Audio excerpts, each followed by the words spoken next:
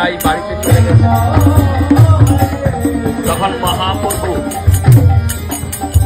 তখন মহাপ্রভু পরের দিন যে আমাদের বিশেষ করে পরমেশ্বর দাস অধিকারী প্রভু আমাদের কারণের অধ্যক্ষ এবং বিশেষ করে জ্যোতিষ্বর বোরদাস ব্রহ্মচারী প্রভু, তিনি হচ্ছেন আমাদের স্কুলের কোষাধ্যক্ষ।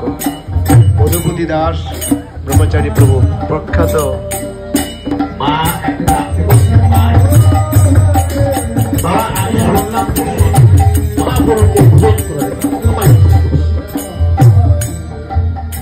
মহাপ্রদেশে